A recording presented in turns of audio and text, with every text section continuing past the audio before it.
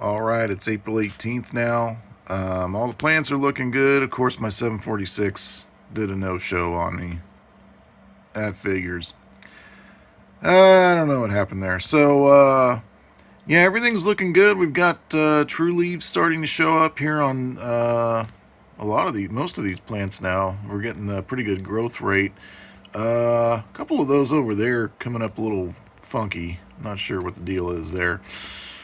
But yeah, definitely 2054 is the front runner, and then that one right next to it looks pretty good too. I mean, most of them look good, so we're gonna have some good options, I think, to go with. All right, one thing I want to mention here is, as you can see, the true leaves are coming in a little kind of curly. Almost look like they're bloated, but I don't think bloat is the problem. It's kind of similar to the problem I had last year, although this time I believe I was able to get out in front of it a little bit sooner. The problem is this heater was actually blowing hot air directly onto the plants, which is not a good thing. The other thing is, once the true leaves come out, I think you can go ahead and probably not use the grow light at night. Almost as if they're outside. Almost as if they are outside. Anyway, they'll be fine. They've got good soil. Everything will be just fine. We just gotta correct a little bit there. Yeah, we'll keep going. Boy, I sure love that Indiana loam. Boy, look at the texture of that dirt. You know, even if the nutrients all aren't there, man, the texture is just spot on. Once you till that stuff, it looks really nice, really nice. Now, again, I don't know about the nutrients, but we got some things for that. So I'm going to amend this part of the patch. This is only half of it. This section right here is going to have one plant, and then I've got to mow that down and then get that tilled in too. But the belt on my mower deck broke, and I'm waiting on a replacement. It's an older mower, so I can't just go to Tractor Supply and get a new one because they don't have it. Anyway, so we're going to amend this part of the patch, and hopefully get it covered up, because looks like it might rain later. It's starting to cloud up. Let's get to it. All right, so similar to last year, we got a 50-pound bag of alfalfa meal. We got a 50-pound bag of 0050 sulfate of potash, and I've got two 40-pound bags of 10-10-10. Be nice to have 20-20-20, but that is just prohibitively expensive to get that stuff. So we just go to Walmart and get 10-10-10 and put in twice as much. I don't need all 80 pounds for the two patches. I only need 60 pounds, so we're going to do obviously only 30 pounds of this, so not even a whole bag of the 10-10-10 is going to go on this part. Last year I divided it up into 6 sections. I don't think I'm going to do that this time. I think I'm just going to kind of just spread it as evenly as I can just by looking, and it should be fine. It's going to take entirely too long, more time than I have to get it spread into even sections. So we'll do it that way. We've got our scale here for the micronutrients. What do we got? We got to add some manganese. We got to add some zinc, and we got to add some copper and borax, of course. When you use a scale, make sure you're on a nice solid surface. I already tested this to make sure it was going to be correct, so it's going to be correct. We'll use the big bucket for the bigger stuff, and that's how we'll do it. We'll put it in there, and I'll rake it in a little bit. We'll be good to go. Whew. Well, I keep telling myself every little bit I do is going to get me in shape for the dog days of summer when that comes around. But right now it's not so much the sweat and the heat, it's more of just the exhaustion from, oh boy, you know, when you're 6'4" and you've got a rake, it wears on your back a little bit. You got to bend over a lot. Anyway, so you can see in the middle there, I didn't rake over any dirt there. I just felt like I was trampling too much into the dirt, and I just said, you know what, we don't want to compact it too much. No walking boards. You know, if any area gets a little bit too compact, I'll just pull out the tiller, give it a light till, or I'll use my hand rake.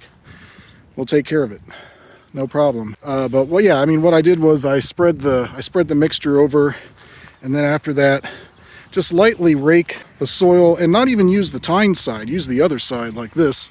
I think I did that last year, and it just turns the soil just a little bit just to get it mixed in so it's not all right there on the top. All right, then we're going to cover it. I got some more of these plastic sheets. We're going to cover it for a number of reasons, really. Number one, we don't want weeds to come up. Number two, we don't want it to rain excessively on this area and compact the soil just from rain. Now, this isn't waterproof, it's a water barrier. It'll be kept pretty much in this condition until we're ready to remove it and let the vines grow into the soil. Now this year I bought some of these tacks. Probably if we get a lot of wind they might come out, but these tacks right here I'm using to tack down the sheeting so it doesn't blow away. I think last year I just had to use a bunch of bricks or something to hold it down. Now here we're getting a good breeze, so this is a test. We'll see if it holds. Looks like it's holding pretty good here. A lot of wind underneath. I wouldn't be surprised if there's excessive wind that they rip. It just in the corner or side just rips out completely. And also you can see here I've established a bit of a neutral zone here between the patch area and my asparagus. My asparagus is right here on the edge. As you can see, it's coming up already. Got some nice shoots there. I'm not going to harvest them this year. We're going to let them go another year. There should be some in here, but they either aren't up yet or something happened and they're not coming up and I'll have to just replace them. There's a really thick boy right there. Take a look at that. That's a thick one. I could harvest that one, but that's all right. We'll let her go one more year, then we'll harvest. There's another one there. There's one there. There's one there. And then there's a really skinny one right here. This one wasn't too strong last year, so this one, that's not really surprising. All right, so as you can see, we have removed the tent.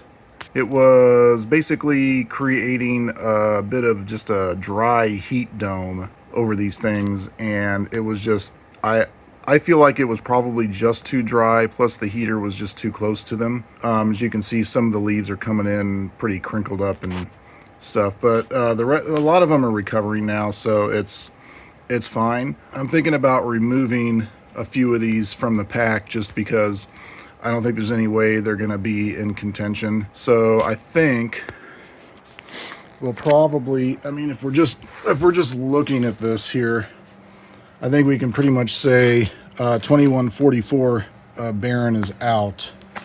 That's probably going to be out. Sorry. Plus, it came up funky anyway. This cot was all messed up.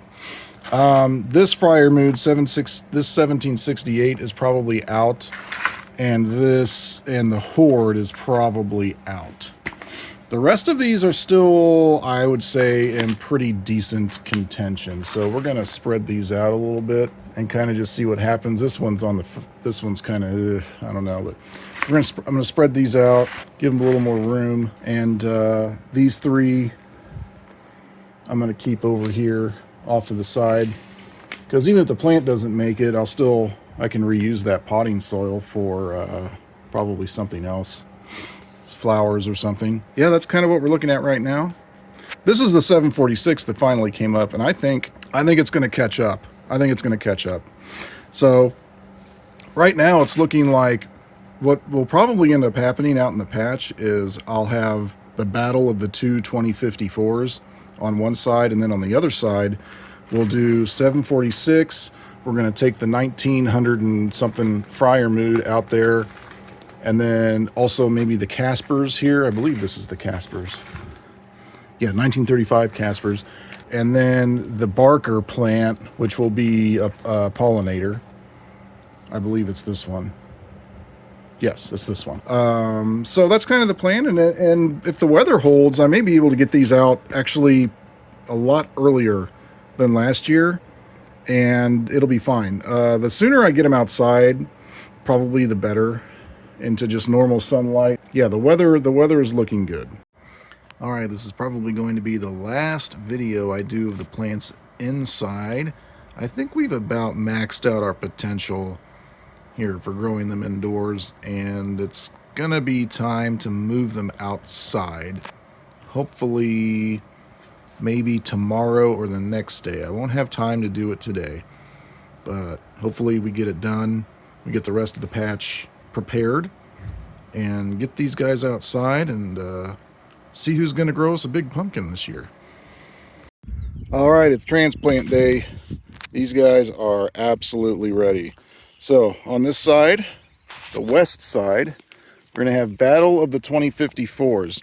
Now, I did not anticipate the competition to be so stiff with my plants. This is only half the plants. I got another tray inside. And so I only bought 2 little tunnel tents, thinking that, well, you know, maybe by the time I'm ready to plant, I'll only have 2 clear winners. That is definitely not the case. I think I've made the decision to cover the 2 2054s. The other side, the east side, will not have coverage. That's not necessarily a bad thing if we don't get very severe weather. If we don't get very severe weather, I know we're not going to have too low of temperatures. Temperature is not the problem. The problem is going to be severe weather. So I'm not honestly not too concerned about coverage to begin with. So here's what we got. So I dug a hole. We put some of the leftover Pro Mix into the holes for some good stuff. I'm gonna sprinkle some Mycos in there, put them in, and of course with these, you know, I'll just undo the tape. This one's already coming undone, and the roots are we're almost root bound, I think. Just peel apart the little plastic pots here, and it should set in there nicely. Here comes a little bit of wind. They're okay. I had them outside yesterday to get just a little bit of wind training, thicken them up a little bit, toughen them up. So I think they're ready. And in this corner, we have a triple threat match between 1964 Friar Mood, which is getting a little loose there. It's like it's not sure if it wants which way it wants to go here. The wind is going to want to take it that way, but that's fine. Versus Twin Caspers 1935 versus another one of Todd's plants. No, I'm sorry, 1753 Hodge. Michael Hodge grew this one. This is from his last year. These are very strong plants. I was gonna do my 746, but man, it's just not. It's good, but it's not good enough. I'm so sorry. I'm so sorry, 746. It kind of breaks my heart, but I got to play the numbers this year, and these are the 3 that really look the best to me. So that's what we're gonna do. And in this corner, literally, it is the corner. 1363 Barker, which was a 24% heavy pumpkin. I want to use this as the pollinator. So we're over here in the corner of the patch. It looks like she's going to take off this way, which is kind of what I'd like it to do. Just take off this way till we get male flowers about, I don't know, half a dozen feet out there, and then use those as pollinators. This seed hasn't done much. If you look at the progeny of it on Pumpkin Fanatic, but you know, sometimes I wonder if certain seeds haven't done much just because nobody's done anything with them. So I don't know. We're gonna give this a shot as pollinator just because it's like one of the heaviest ones out there. So yeah. Well, so we're gonna do that, and then in the meantime, so these were like the little grow tunnels I got, and I put them down, and boy, they are pathetic. Now, I don't doubt that they're durable. I'm not really questioning the durability. They're just too small. So I made a mistake there. We're not going to use them. We're going to let the plant soak up the sun. It's not going to get cold anymore. I'm looking at the forecast, and I'd be very surprised if we hit anywhere near like 45 degrees at night, and even if we did, it wouldn't bother them. It would just maybe slow them down a little bit, but we're looking at, you know, 70s at the day and 50s at night, which is kind of exactly what you want when you're starting. So everything's fine. It'll be fine. I think we're gonna have a good year here. All right, one last look at her. So I got these plastic sheets reoriented going across here. I think that's going to be my best bet for preventing weeds, at least out on the sides. I'm really going to take efforts to prevent the jungle that I had last year. That's really my main goal, is to really get the plants managed wisely, really keep down the weeds with the hoop hoe a little bit every day. I already went through and got some stuff that was coming up on the periphery there. This over here is more freshly tilled, so there's not a lot of weed activity yet. I imagine there will be in the coming week. But the old hoop hoe is ready to go. Because, you know, being 6'4", it's not easy to bend down all the time and pick weeds by hand. And I prefer not to use chemicals if I don't have to. Obviously, if things get really out of control, then you can do that. But the hoop hoe should do just fine. It's really not any more work than spraying stuff. So there we go. We got 3 plants on this side, the two 2054s on this side. They're about 6 feet apart. The Barker over there in the corner. And then, you know, I'm gonna hang out here for a little while. If it doesn't start raining yet, well, first of all, if it doesn't start raining, I'm gonna have to spritz these guys with some water just to get them going. There's no sign of transplant stress yet, which I didn't think there would be, because I had a pretty good method here. They came out of the pots really nice. They were on the verge, I would say, of root bound, but not really. So they should be fine. And then if it doesn't rain, I got 2 more plastic pieces. I'm gonna run here on this side of the patch, on these edges. And then of course I need to put down weed fabric for the rest of the garden area, which, you know, by the way, my potatoes have been in the ground for some time and they are coming up nicely now, along with a few weeds. I need to go in there and get some weeds out of there. Ooh, especially this guy right here. Check this out. This is egregious right here. You got this thing coming up right next to this. Unbelievable. We're gonna get rid of that. This, I will bend down for that because that's a little close. Yeah, but anyway, yeah, the potato plant's looking real good all the way down. We got golds on this side, reds on the far side there, and they have all come up, every one I put in. Really nice stuff. Those are from Gurney's. Those are little potato sets from Gurney's.